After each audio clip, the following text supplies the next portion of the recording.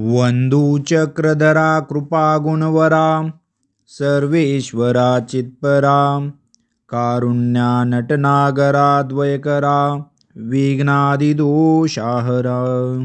सबंदे जडजीवतारुणिवरा भूताकृतादिधरा दातारा करुणाकरा वरमते द्यावी विभो गुर्जरा द्यावी विभो गुर्जरा। सर्वज्ञ श्री चक्रधर स्वामी की जय। दंडवत प्रणाम मंडळी, मी राम फासगे माझ्या सर्व अच्युत गोत्रीय परिवारास सादर दंडवत प्रणाम। आज आपण प्रसाद सेवा भाग 4 या व्हिडिओमध्ये उर्वरित राहिलेली प्रसाद सेवेची माहिती श्रवण करणार आहोत। प्रसाद सेवेत आलेल्या विविध वस्तू त्या म्हणजे जगळदर्ना हा रोहीण प्रदेशचा एक स्वतंत्र परंतु राजाद्वारे मान्यता मिळालेला प्रतिष्ठित ठाकूर होता। श्री प्रभूंच्या अलौकिक सामर्थ्याच्या अनेक लीळा त्याने लोकांच्या तोंडून ऐकल्या होत्या, ज्यामुळे जगळदर्ण्याची श्री प्रभूंजीवर श्रद्धा बसली होती। त्याने गोसाव्यांसाठी राजकीय स्तराची सामग्री आणि वस्तू आपल्या पुरोहिताद्वारे पाठवल्या होत्या। त्या वस्तू म्हणजे पालखी, वस्त्र, छत्र, सुवर्णाची दांडी असलेली चावरी, कढई, पाणी पिण्याचे गंगाळ, ताम्हण म्हणजेच पुजारे साहित्य ठेवण्यासाठी असलेले उंच काठाचे तांब्याचे छोटेसे ताट अथवा पात्र, तांब्याची कळसी, ताट, वाटी, वाडगा इत्यादी।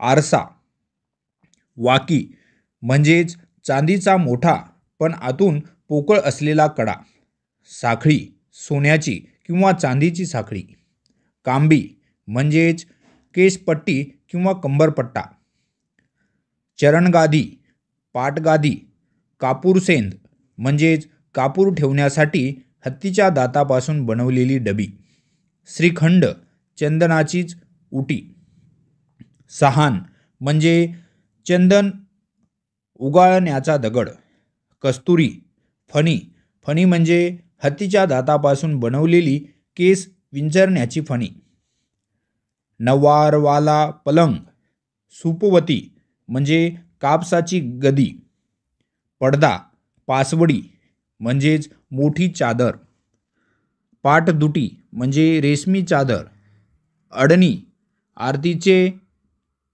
म्हणजेच निरंजन आरती करण्यासाठी दिवा ठेवण्यासाठी कळशी, काही प्रमाणात द्रव्य तसेच जाडी, नरम पण जाड घोंगडे त्यालाच ब्लँकेट असेही म्हणतात, तथा 2 दुभत्या गायी। गोसाव्यांनी त्या वस्तूंचा स्वीकार केला। या वस्तू व्यतिरिक्त जगळदर्ना अजून काही वस्तू अधूनमधून पाठवत असे।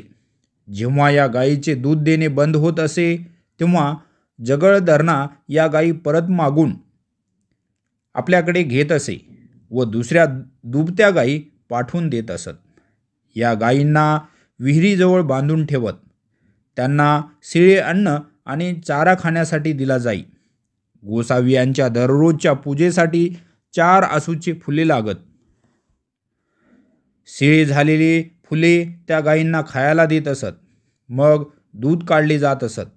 गोसावी यायचे तेव्हा क्रोध स्वीकारीत। रात्रीच्या आरोग्यासाठी आबाईचा दूध देत असत। जगळदर्नांनी दररोज गोसाव्यांच्या ताटातील प्रसाद आणि चरणोदक घेतल्याशिवाय भोजन न करण्याचे व्रत घेतले होते। त्यासाठी भटोबास आणि माहिमभट गोसाव्यांचा ताटप्रसाद, चरणोदक, श्रीकंठीचा पुष्पहार तथा अंगारा जगळदर्नाला खास घोडेस्वारासोबत दररोज पाठवित असत। जर एखाद्या शत्रूने जगळदर्ण्यावर आक्रमण केले तर जगळदर्ना अनुलेपनाच्या उटीचा प्रसाद घेऊन श्री प्रभूजींच्या श्रीकंठीचा पुष्पहार आपल्या गळ्यात घालून घोड्यावर बसून रुद्रपुराकडे हात जोडून दंडवत करी आणि मग शत्रूवर वार करीत होता. शत्रूचे सैन्य माघार घेऊन पळून जायचे आणि परत त्याच्या समोर जाण्याचे धाडस करीत नसे.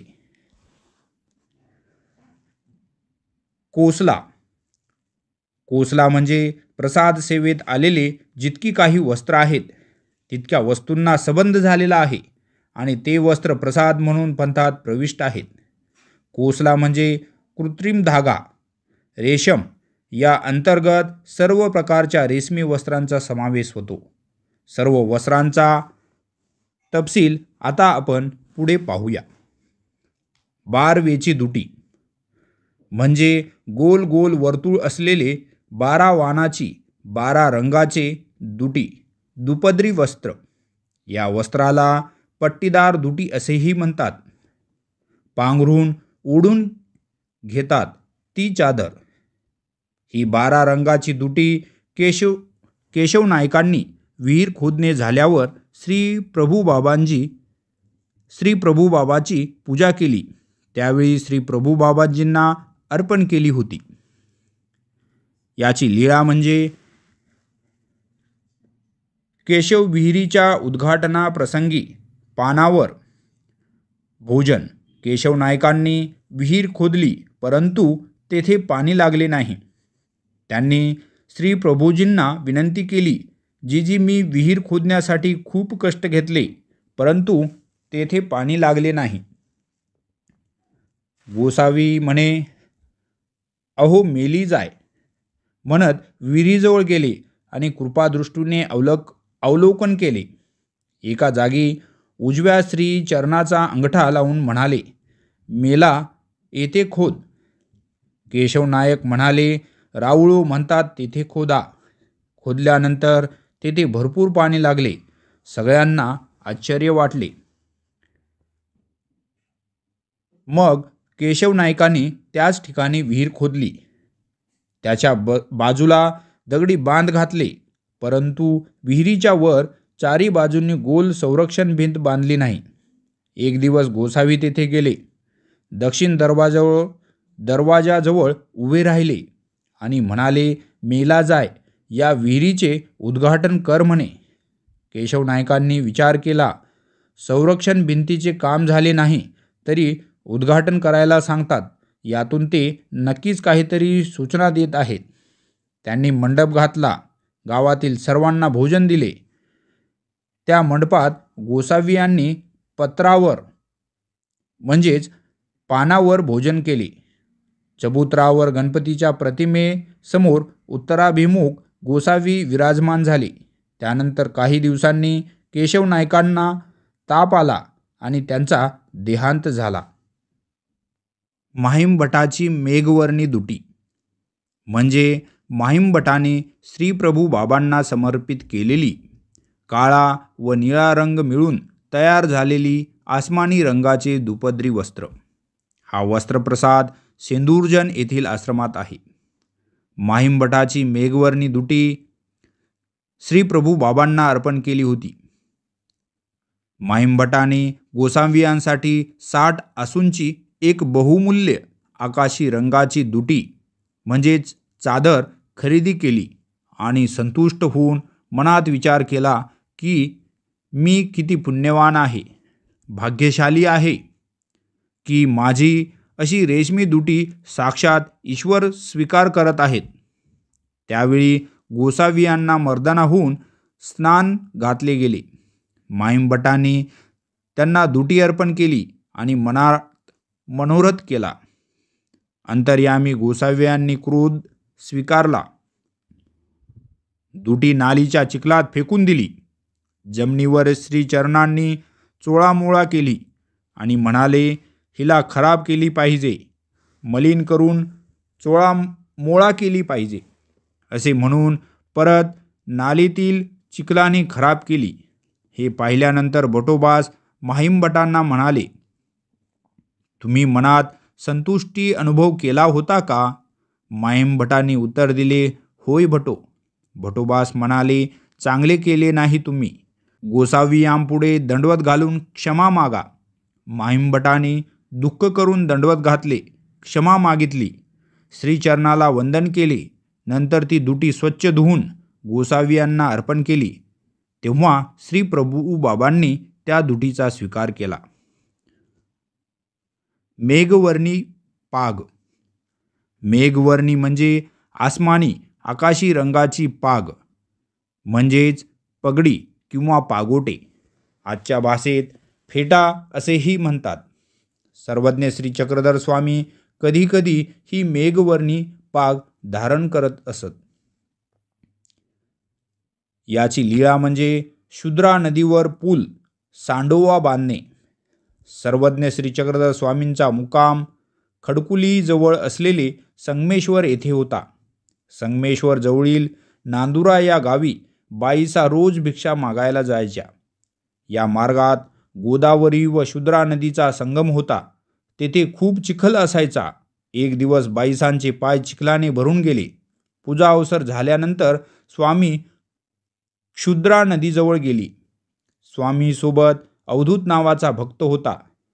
स्वामींनी मेघवर्णी पगडीचा पट्टा करून त्याने श्रीमुकुट आणि कान झाकले आणि दुटी कमरेला बांधली आणि उभे राहून अवधूताकडून सांडोवा बांधून घेतला. तेव्हा तेथे उपाध्य आले. त्यांनी स्वामींना दंडवत घातला, श्रीचरणाला वंदन केले. तसेच साडेगावचे काळदास भट स्वामींना उपहार घेऊन आले. स्वामींनी त्यांना दुरून येताना पाहिले होते आणि म्हणाले, आता अभ्यागत येत आहे. हे बांधकाम बंद करून महात्मा व्हावे लागेल. गोसावी यांनी जेथे वस्त्र काढून ठेवले होते तेथे गेले आणि बहिर्वास धारण केले. दुटी पांघरली आणि भोजन स्थानी गेले. पुढे काळदास भट येत होते आणि मागे त्यांची मुलगी गौराईचा डोक्यावर वडे असलेले मडके घेऊन येत होती. तिने स्वामींना पाहिले आणि त्या सौंदर्य लावण्यमय स्त्रीमूर्तीकडे पाहतच राहिली. तिची दृष्टी स्वामींकडे असल्याने तिला ठेच लागली आणि सगळे वडे असलेले मडके फुटले आणि ते इकडे तिकडे पडले. स्वामी दारापाशी आले. गौराईसा आली. श्रीचरणाला वंदन केले. स्वामींचा गुळळा केला. त्यांचे चरण क्षाळन केले. टिळा लावला. बाईसांनी पूजा अवसर केला.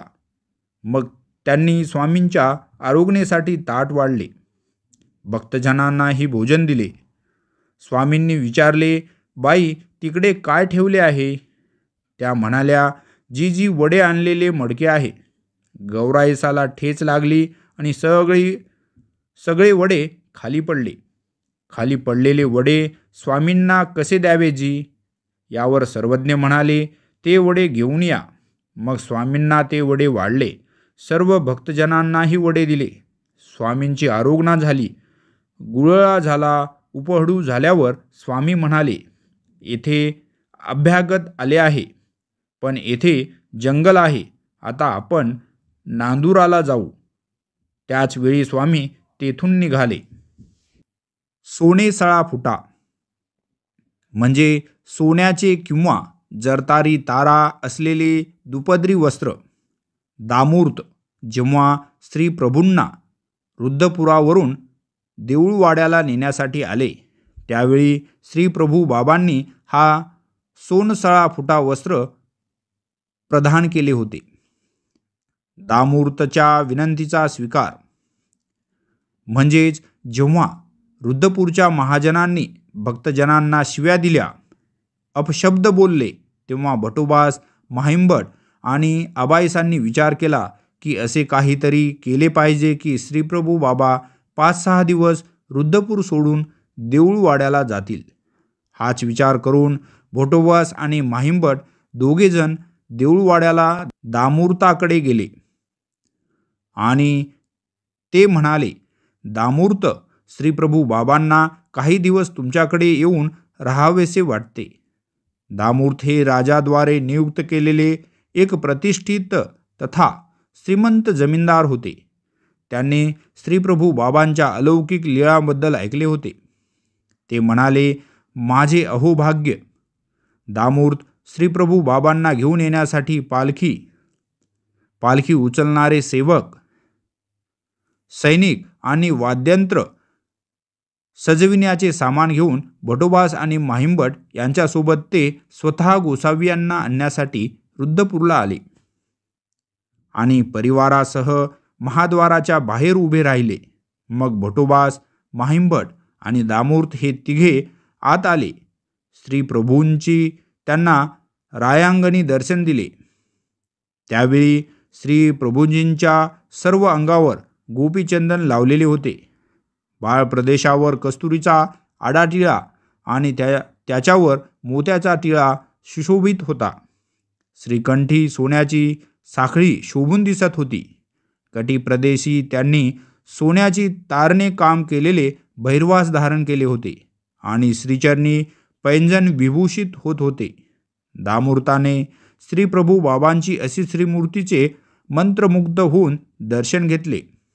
त्यांनी साष्टांग दंडवत घातले, श्रीचरणाला लागले आणि हात जोडून गोसावी यांना विनंती केली, जीजी, आपण कृपा करून काही दिवसांसाठी देऊळवाड्याला यावेजी. गोसावी यांनी महाद्वाराकडे पाहिले आणि म्हणाले, आओ मेला जाय, आओ गावघेरी म्हणे. गाव लुटून नेण्यासाठी वेढा घातला आहे, घेराव घातला आहे. आपण येथून पळून जाऊ. तेव्हा भटोबास आणि माहिमभटांनी विनंती केली, जीजी, हा घेराव नाही, हा दामूर्त राजाचा परिवार आहे. ते आपल्याला घेऊन जाण्यासाठी आले आहेत. आपण त्यांच्या गावी चालण्याची कृपा करावी जी. अशा प्रकारे विनंती केली. तेव्हा भटोबास आबाईसांना म्हणतात, आबाई, तुम्हाला श्री चक्रधर स्वामींकडून वरदान मिळाले आहे की तुम्ही जे म्हणाल ते श्रीप्रभूजी मानतील. तेव्हा तुम्ही गोसावी यांना विनंती करा. आबाईसांनी गोसावी यांना विनंती केली, जीजी, दामूर्त गोसावी यांना आपल्या गावी घेऊन जाण्यासाठी आपल्या सेवेत उपस्थित झाले आहेत. आपण त्यांच्या गावी प्रस्थान करावे जी.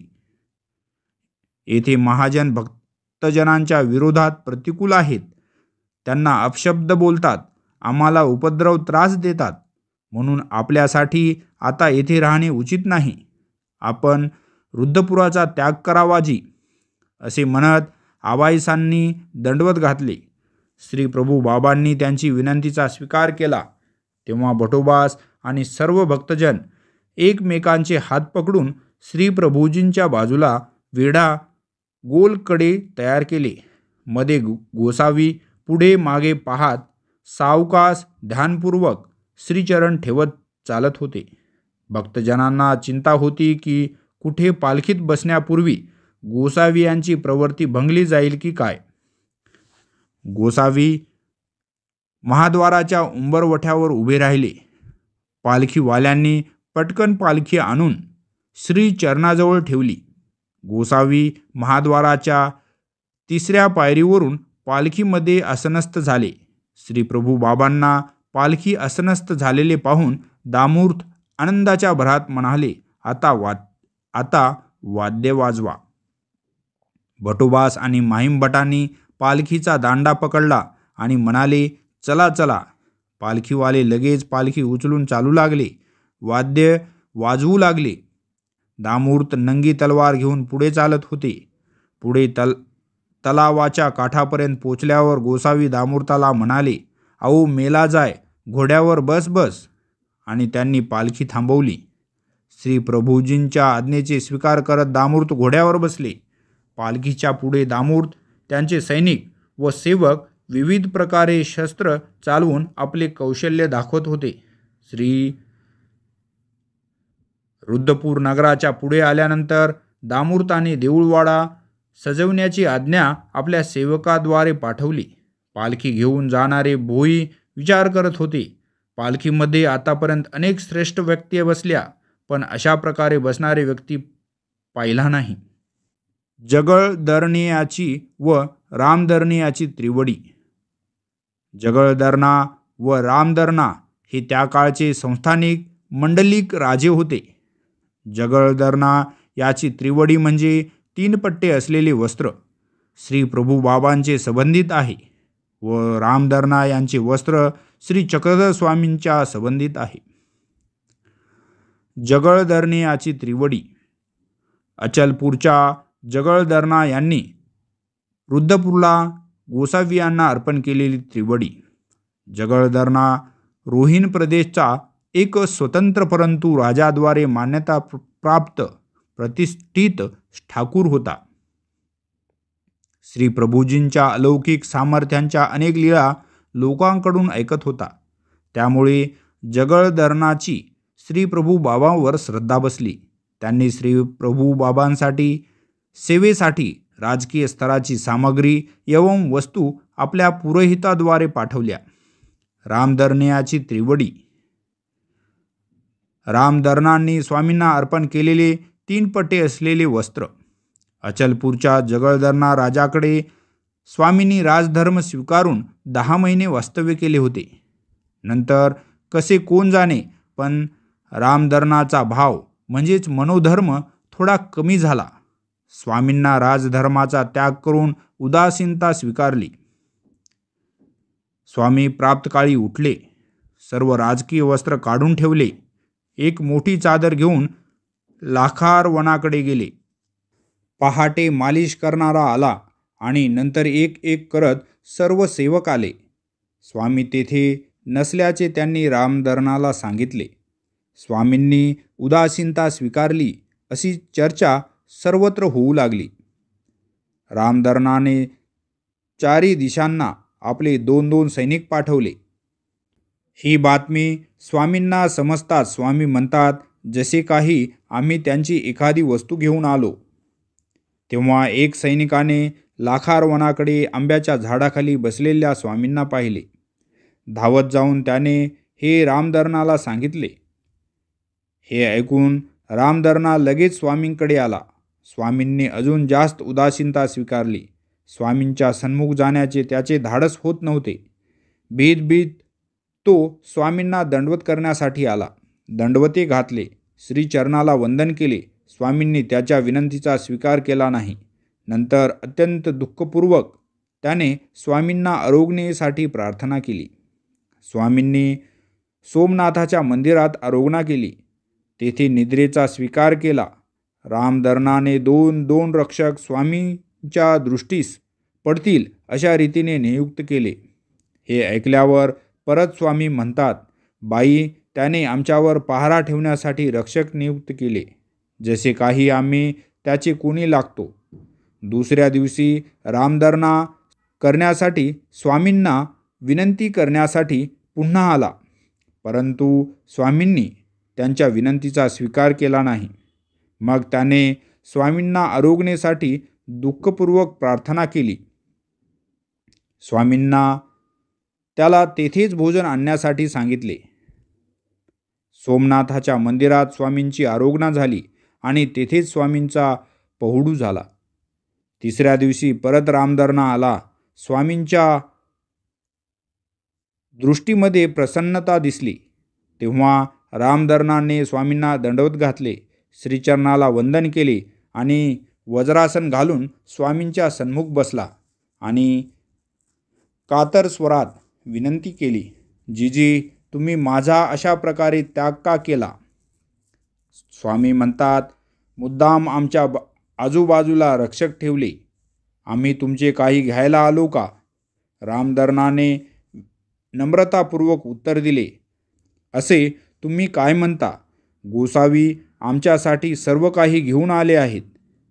असे म्हणून परत स्वामींना प्रार्थना केली, परंतु स्वामींनी त्यांच्या प्रार्थनेचा स्वीकार केला नाही. तेव्हा रामदरणाने सांगितले, जिजी, माझी आई 3 दिवसापासून उपवास करत आहे. स्वामींनी तेथे यावे, तेव्हा ती तुमच्या श्रीचरणावर तुळशी पान वाहील आणि नंतरच तिचे व्रत सफळ होईल. स्वामी म्हणतात, ती परत असे करणार का? रामदरणाने सांगितले, नाही जी, सगळ्या दिवसांचे मिळून एकच दिवस तुळशी पात्र वाहीन. मग तुम्हाला जेथे जाण्याची प्रवृत्ती असेल तेथे जावे जी.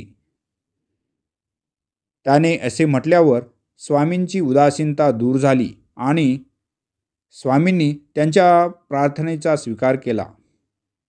आपल्या श्रीकराने त्याचा हात पकडून स्वामींनी नगराकडे प्रस्थान केले. रामदरनाने राजमहालात स्वामींना उटणे लावून स्नान घातले, पूजा अर्चा केली आणि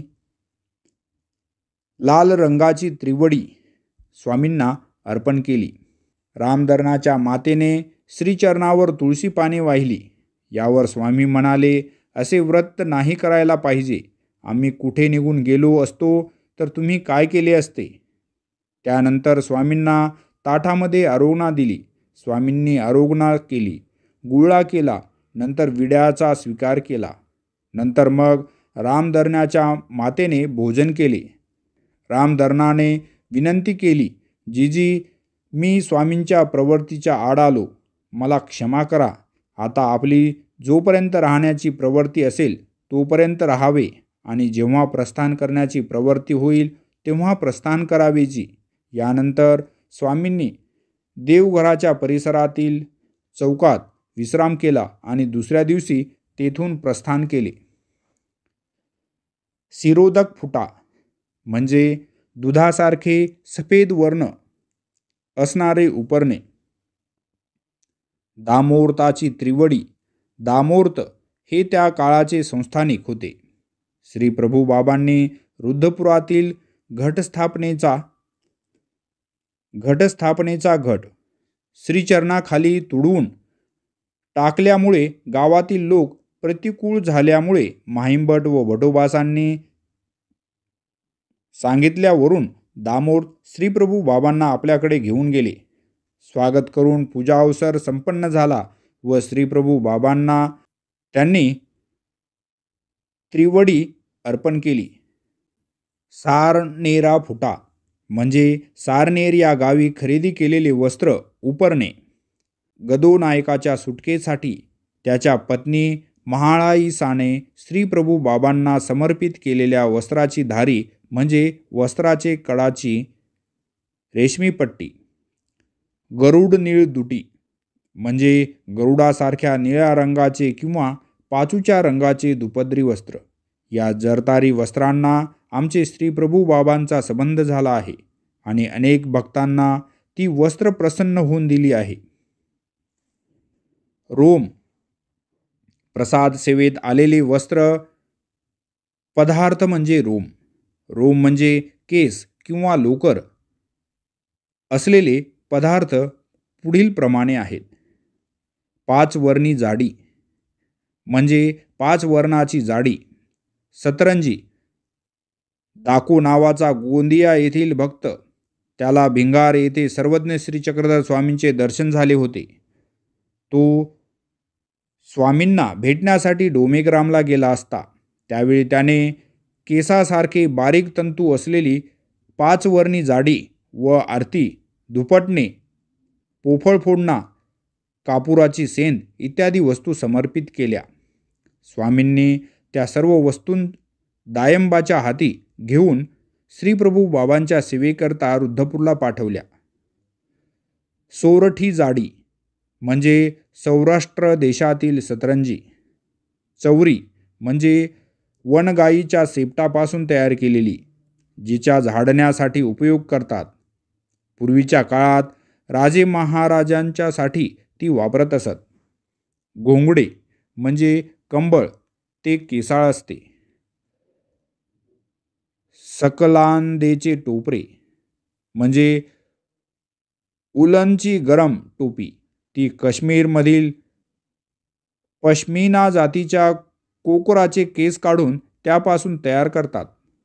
चर्म प्रसाद सेवेत चर्म म्हणजे चामडे असलेले पदार्थ. ते म्हणजे पुढील प्रमाणे आहेत.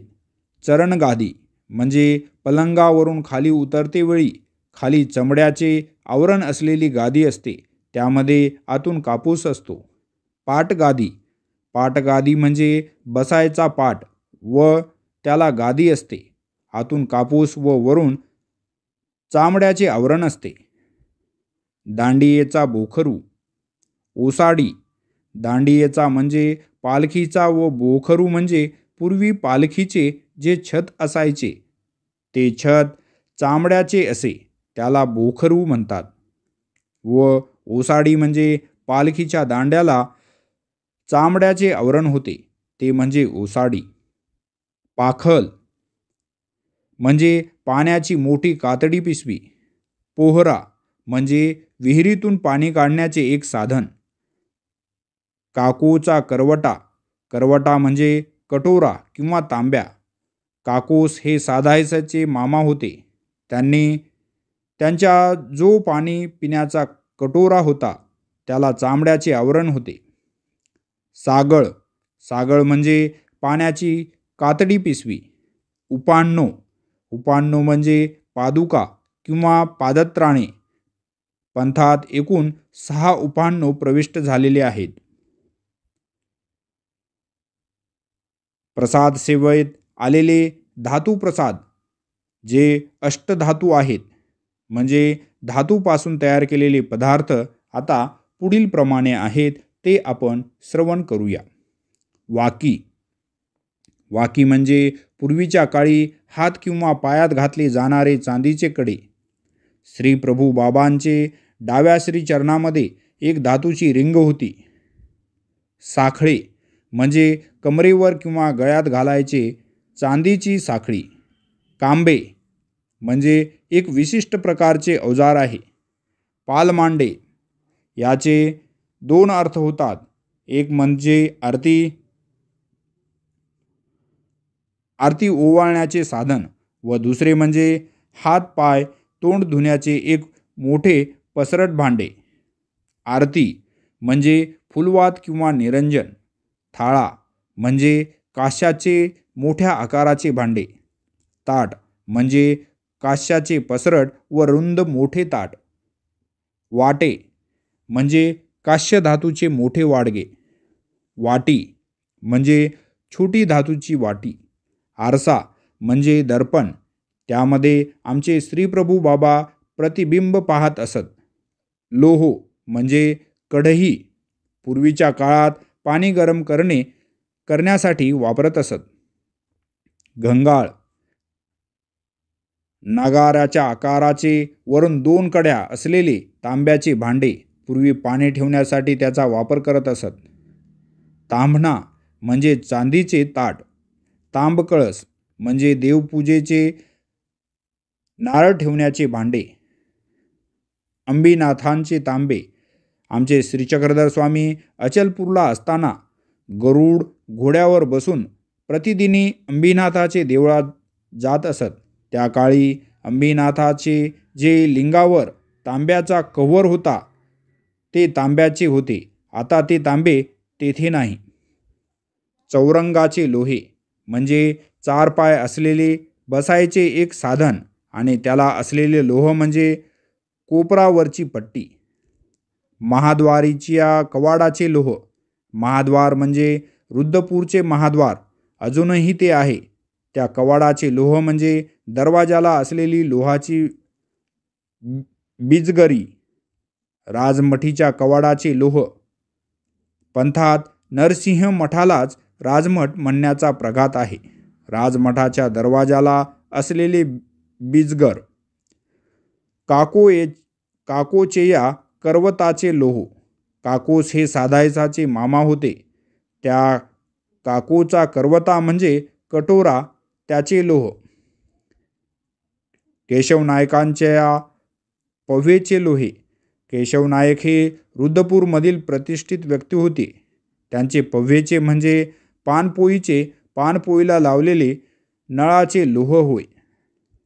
प्रसाद सेवेमध्ये मूर्तिनिष्ठ पदार्थ ते कोणकोणते आहेत व त्यांचा क्रम कसा आहे ते आता आपण श्रवण करूया. मूर्तिनिष्ठ पदार्थ म्हणजे दात, म्हणजे यात 2 प्रकार आहेत.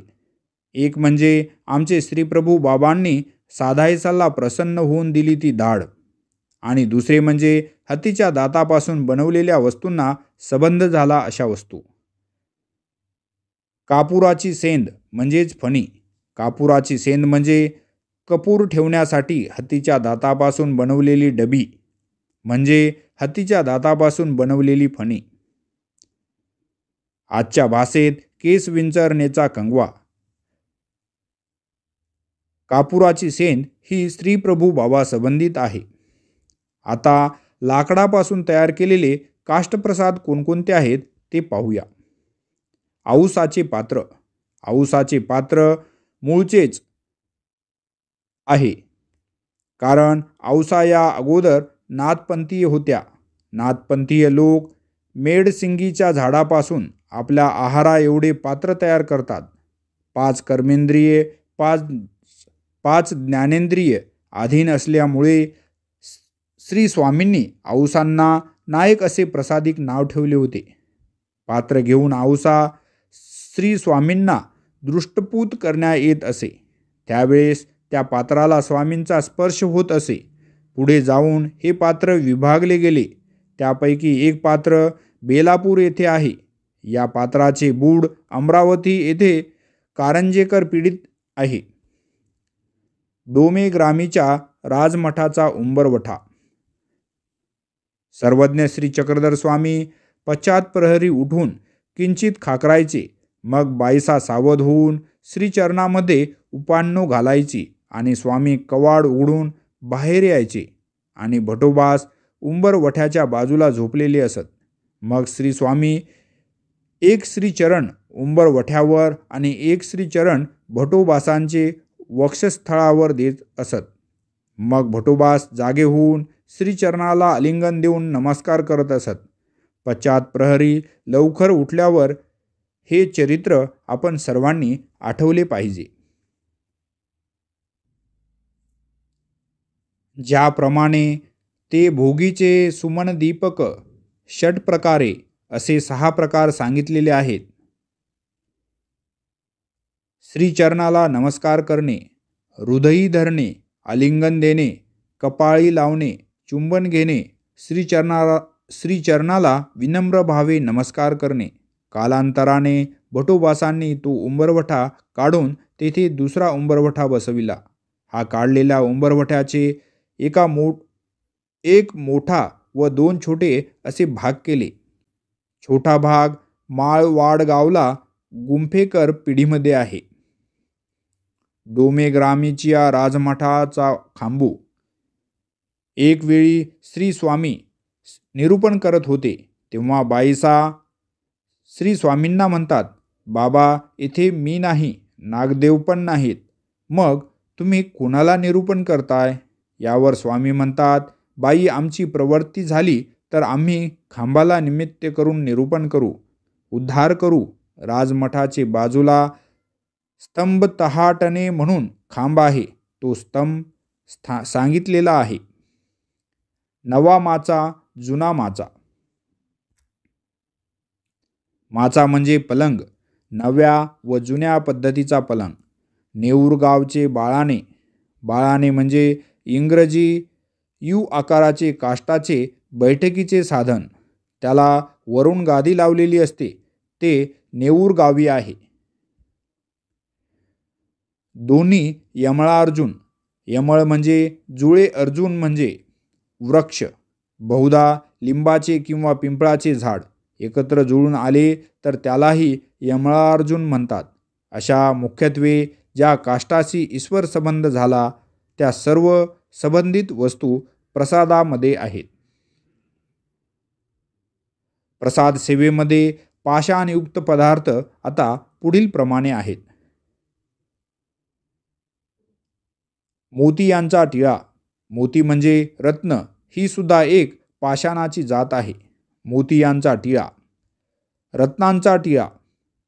अर्धचंद्राकार टिळा, चंदनाचा टिळा, त्रिपुंड भस्माचा टिळा, केशर कस्तुरीचा टिळा, ऊर्ध्र पौंड्र टिळा, दही जोंधळ्याचा टिळा, पत्रवेली रेखणे टिळा असे 9 टिळे पंथात प्रविष्ट आहेत. महाद्वारियाचा उंबरवटू म्हणजे श्री क्षेत्र रुद्धपूर येथील महाद्वाराचा उंबरवटा, तो पाषाणाचा होता. सोपान भिंत म्हणजे पायरी किंवा दादर. राजमठाचा उंबरवटू. रुद्धपूरचे राजमठाचा उंबरवटा, तो पाषाणाचा आहे. आरोग्यस्थानीचा खांब म्हणजे या खांबाला टेकून आमचे श्री प्रभू बाबा आरोगणा करायचे, तो म्हणजे खांब. ओटा, राजमठाचा ओटा. गुढा म्हणजे गुढायाचा विशेष. आमचे श्रीप्रभू बाबा पालखीतून जाताना डावा श्रीचरण बाहेर काढून गुढ्याला संबंध देत असत. खडकुलीचे खडक. जोगेश्वरीपासून पश्चिमेला 1.5 किलोमीटर अंतरावर खडकुली स्थान आहे. तेथे स्वामींचे 7व्या भेटीमध्ये भटोबासांचे अनुसरण झाले होते. अशा मुख्यत्वे ज्या पाषाणाशी सर्वज्ञ श्री चक्रधर स्वामींचा संबंध झाला, ती सर्व पाषाणे प्रसाद सेवेमध्ये वंदनीय आहेत. मंडळी, आता आपण महानुभाव कोणाकोणाकडे कोणकोणते वंदन आहेत त्याविषयी आता आपण माहिती पाहूया. कवीश्वर कुलाचार्य परमपूज्य परमहंत श्री खामनीकर बाबा, जाळीचा देव, जिल्हा बुलढाणा यांच्याकडे श्री प्रभू बाबा संबंधित दाढेचा विशेष आहे. उपाध्य कुळाचार्य परमपूज्य परमहंत श्री वर्धनस्थ बिडकर बाबा, प्राणवाश्रम रणाईचे, जिल्हा जळगाव. प्रमुख वंदन म्हणजे केशकळाप, कांबी, दाढेचा करप, सुवर्ण, टोपरे, प्रसन्न दुटी, मेघवर्णी दुटी हे सर्व विशेष त्यांच्या फुलारीमध्ये एकत्रित बसवलेले आहेत. तांबूळ, काश्यताट, माचोळी असे एकूण 10 विशेष उपाध्य कुळाचार्य परमपूज्य परमहंत श्री वर्धनस्थ बिडकर बाबा यांच्याकडे आहेत. पारिमांडल्याचार्य परमपूज्य परमहंत श्री लासूरकर बाबा, पारिमांडलाचार्य आश्रम श्री क्षेत्र जाळीचा देव यांच्याकडे वज्रीचा विशेष आहे. साहित्याचार्य परमपूज्य परमहंत श्री ऋषीराजजी शास्त्री म्हणजेच मामाजी, श्री कृष्णनगर वांबोरी यांच्याकडे वज्रीचा विशेष, तांबूळ, ताटाचा विशेष, डोमे ग्रामीच्या राजमठाचा विटेचा विशेष आहे. कवीश्वर कुलाचार्य परमपूज्य परमहंत श्री कारंजेकर बाबा, महानुभाव राजाश्रम राजापेठ अमरावती यांच्याकडे दाढेचा विशेष, औसाच्या पात्राचा विभाग व श्री दत्तात्रेय प्रभू महाराजांचा विशेष आहे, तो म्हणजे रोटाचा विशेष आहे. परमपूज्य परमहंत श्री आचार्य प्रवर श्री लोणारकर बाबा, जाळीचा देव यांच्याकडे पोपळ फोडणा व ताटाचा विशेष आहे. उपाध्य कुलभूषण परमपूज्य परमहंत श्री सेवलकर बाबा यांच्याकडे बदनापूरकर, जिल्हा जालना यांच्याकडे वज्रीचा विशेष, माचोळी श्री दत्तात्रेय महाराजांचा विशेष आहे. उपाध्य कुलभूषण परमपूज्य परमहंत श्री येळमकर बाबा, पारिमांडल्य महानुभाव आश्रम आंबेवडगाव, जिल्हा जळगाव यांच्याकडे श्री प्रभू बाबांची प्रसाद दुटी आहे. उपाध्य कुलभूषण परमपूज्य परमहंत श्री भोजने बाबा, असनाख्य महानुभाव आश्रम सेलू, जिल्हा परभणी यांच्याकडे आसन सिन्नस्थळीचा विशेष आहे. परमपूज्य परमहंत श्री आचार्य प्रवर भास्कर बाबा, श्री कृष्ण ज्ञान मंदिर शहादा, जिल्हा नंदुरबार यांच्याकडे छाया गोपाळीचे पागडे, स्वामींच्या पायातला अलंकार तो म्हणजे छाया गोपाळाचे पागडे आहे. उपाध्य कुलभूषण परमपूज्य परमहंत श्री परांडेकर बाबा, महानुभाव आश्रम कन्नड, जिल्हा अहमदनगर यांच्याकडे श्री प्रभू बाबा संबंधित केशकळाप हा विशेष आहे.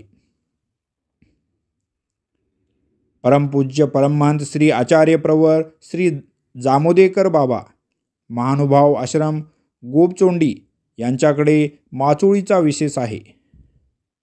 परमपूज्य परमहंत आचार्य प्रवर गुंफेकर बाबा, चक्रपाणी महानुभाव आश्रम माळवाडगाव, जिल्हा अहमदनगर यांच्याकडे डोमेग्रामच्या उंबरवट्याची पात्रुली आहे. परमपूज्य परमहंत श्री जावळे बाबा श्रीकृष्ण मंदिर सावदा जिल्हा जळगाव यांच्याकडे श्री प्रभू बाबांच्या नखाचा विशेष आहे. आचार्य श्री पायघनकर बाबा महानुभाव आश्रम इजळी जिल्हा नांदेड यांच्याकडे श्री प्रभूंचा दाढेचा विशेष आहे.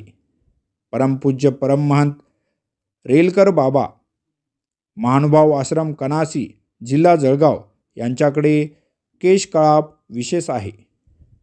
परमपूज्य परमहंत उदरभरी बाबा आचार्य श्री साळकर बाबा आश्रम श्री क्षेत्र जाळीचा देव जिल्हा बुलढाणा यांच्याकडे श्री दत्तात्रय प्रभूंचा मूठकुळ्याचा विशेष आहे.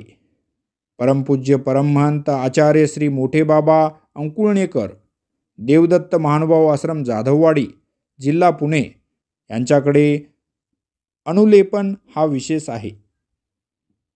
परमपूज्य परमहंत श्री संन्यासी बाबा कृष्ण मंदिर उमरखेड यांच्याकडे श्री चक्रधर स्वामी संबंधित पानपुडा आहे. परमपूज्य परमहंत श्री जायराज बाबा महंत लोणारकर द्वारकाधीश मंदिर धुळे यांच्याकडे आरशाचा विशेष आहे. परमपूज्य परमहंत श्री अविराज बाबा कोठी महानुभाव आश्रम करमाड जिल्हा संभाजीनगर यांच्याकडे पेठे हरिबासांची गळ्यात बांधण्याची पेटी व माचुळी असे 2 विशेष आहेत. कवीश्वर कुळाचार्य परमपूज्य परमहंत श्री दर्यापूरकर बाबा महानुभाव आश्रम श्री क्षेत्र पांचाळेश्वर जिल्हा बीड यांच्याकडे पोफळफोडणा तसेच काष्टाचे पात्र आहे. परमपूज्य परमहंत श्री कोल्हेकर बाबा महानुभाव आश्रम वडछील जिल्हा नंदुरबार यांच्याकडे उपान्नव तसेच तांबूळ हे 2 विशेष आहेत. परमपूज्य परमहंत श्री दिवाकर बाबा महानुभाव आश्रम सेंदूरजन जिल्हा जळगाव यांच्याकडे मेघवर्णी दुटी आहे.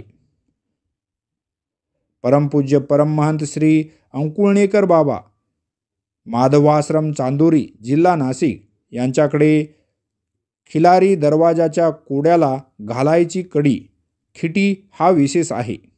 परमपूज्य परमहंत श्री नागापूरकर बाबा शास्त्री पंचकृष्ण ज्ञान महानुभाव आश्रम चिंचभवन जिल्हा नागपूर यांच्याकडे सोन्याचा टिळा तांबूळ चर्मप्रसाद असे 3 प्रसाद त्यांच्याकडे आहेत. परमपूज्य परमहंत श्री कोठी बाबा श्री दत्त मंदिर जालना जिल्हा जालना यांच्याकडे काष्टाचे पात्र आहे. परमपूज्य परमहंत श्री पांगरीकर बाबा महानुभाव केशवाश्रम श्री क्षेत्र जाळीचा देव जिल्हा बुलढाणा यांच्याकडे केशवाच्या मूर्तीचा हात हा विशेष आहे. परमपूज्य परमहंत श्री पुजदेकर बाबा परमार्ग सेवकाश्रम पुजदा जिल्हा अमरावती यांच्याकडे काष्टाची पेटी व फुलारी असे 2 विशेष आहेत. परमपूज्य परमहंत श्री प्रभाकर बाबा पुणेकर श्रीकृष्ण मंदिर गणेशपेठ पुणे यांच्याकडे तांबूळ हा विशेष आहे. परमपूज्य परमहंत श्री घुगे बाबा महानुभाव आश्रम श्रीरामपूर जिल्हा अहमदनगर यांच्याकडे अंबिनाथाच्या तांब्याची पेटी लोहाचा मणी हा विशेष आहे. तपस्विनी अनुसयाबाई पाचराऊत धर्मकुमार अतुल महानुभाव मुक्काम पोस्ट वाशिम जिल्हा वाशिम यांच्याकडे वज्रीचा विशेष आहे. परमार्ग सेवक श्रीमान साळकर पुजारी आव्हाना जिल्हा नगर यांच्याकडे काष्टाचा महाल आहे. तर मंडळी, आपण कोणकोणत्या महंताकडे व परमार्ग सेवकांकडे कोणकोणते पंथीय विशेष जे आजपर्यंत त्यांनी पिढ्यानुपिढ्या आपल्या सर्व अच्युतगोत्रीय परिवारांच्या दर्शनासाठी वंदनासाठी त्यांच्याकडे जे आहेत ते त्यांनी जतन केलेले आहेत, हे सर्व आपण ह्या व्हिडिओमध्ये आता आपण श्रवण केलेले आहे. तर मंडळी, हा प्रसाद सेवेचा चौथा भाग इथेच आपण संपवूया आणि ह्यासोबतच आपला संपूर्ण प्रसाद सेवा वंदन, देवपूजा वंदन, देवपेटी या सर्व प्रसाद सेवा वंदनाची माहिती या चौथ्या भागामध्ये संपते। मंडळी, प्रसाद सेवा वंदनाचे एकूण 4 भाग झालेले आहेत। भाग 1, भाग 2, भाग 3 आणि भाग 4 या 4ही भागामध्ये प्रसाद सेवा वंदन, देवपूजा वंदन याविषयीची सर्व माहिती मी तुम्हाला या 4 व्हिडिओच्या मार्फत 4 व्हिडिओच्या अंतर्गत श्रवण करण्याचा एक प्रयत्न केलेला आहे। काही सांगताना, काही माहिती देत असताना बोलण्यातून कळत नकळत माझ्याकडून काही चुकी झाली असेल तर सर्व पंथीय बंधू आणि भगिनीची मी क्षमा मागतो। क्षमा असावी। सदर सेवा ही सर्वज्ञ श्री चक्रधर स्वामींच्या चरणी अर्पण। पुन्हा भेटूया आपण पुढच्या नवीन कार्यक्रमात। आणि मंडळी, हा व्हिडिओ जर तुम्हाला आवडला असेल तर कृपया या व्हिडिओला लाईक करा। सोबतच हा व्हिडिओ आपल्या पंथीय परिवारामध्ये पाठवायला, शेअर करायला विसरू नका। चॅनलवर जर तुम्ही पहिल्यांदा आला असाल तर चॅनलला सबस्क्राईब करा। ऑल नोटिफिकेशनवर क्लिक करा, जेणेकरून पुढचा मी कुठलाही व्हिडिओ अपलोड केला तर त्याचे नोटिफिकेशन सर्वप्रथम तुम्हाला भेटेल। पुन्हा एकदा राम पाचगेचा तुम्हा सर्वांना सादर दंडवत प्रणाम। व्हिडिओ पाहिल्याबद्दल सर्वांचे आभार। आणि मंडळी, तुमचा सपोर्ट आम्हाला अतिशय महत्त्वाचा आहे, कारण तुमच्या एका लाईकमुळे, सबस्क्राईब केल्यामुळे आम्हाला अशी नवीन नवीन माहिती आपल्या पंथीय बंधू भगिनींना देण्यासाठी आम्हाला प्रेरणा मिळते। म्हणून तुमचा सपोर्ट आम्हाला अतिशय महत्त्वाचा आहे। दंडवत प्रणाम।